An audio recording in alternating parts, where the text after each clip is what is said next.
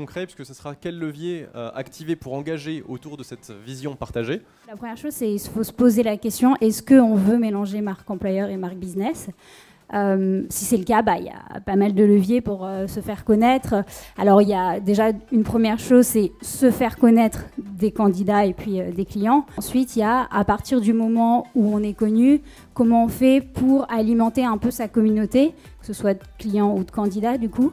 Et là, dans ce cas, ça va être créer du contenu.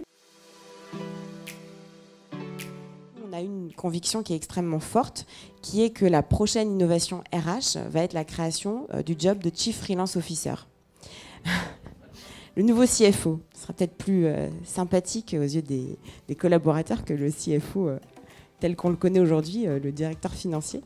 Donc le Chief Freelance Officer, pourquoi? On croit vraiment que ce Chief Freelance Officer, il va pouvoir faire le pont entre les RH et les achats pour pouvoir fluidifier cette relation avec les managers en interne, avec les freelances, avec les collaborateurs.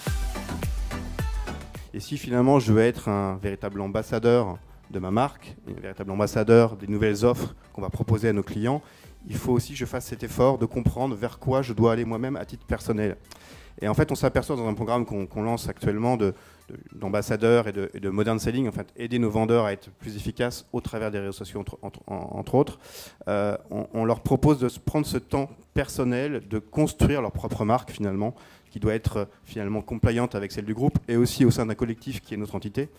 Et on s'aperçoit finalement qu'ils ont très peu de temps pour cela, très très peu de temps. Donc on essaye véritablement de les inciter à le faire via le management, c'est important, donc le management soit effectivement moteur dans cette démarche, et puis leur donner quelques outils. Donc on a nommé un Chief Learning Officer, on a élargi, et cette fois-ci à l'ensemble des services, cette logique de une journée par mois, sans mail, sans meeting, consacrée à la formation, enfin consacrée à l'ouverture des horizons sur les sujets qui peuvent passionner nos collaborateurs. Et l'idée, bien évidemment, c'est de, je le redis, réinventer la pause déjeuner. Et on est vraiment au tout début. Pour l'instant, on a la petite roulette. On pense à beaucoup de choses, parce qu'il y en a des entreprises qui l'utilisent ou d'autres qui ne l'utilisent pas du tout. Et l'idée, c'est de gamifier. Donc souvent, c'est ce qu'on retient en rendez-vous, se dire « Ah ouais, c'est rigolo, je vais pouvoir envoyer mes collaborateurs aller chercher le repas ». Mais voilà, donc ça, c'est vraiment tout le début. Et il y a plein de choses encore à réinventer. Comptez sur nous. Tout ce qui est innovation, on parlait de culture d'entreprise. Nous, il y a deux piliers importants.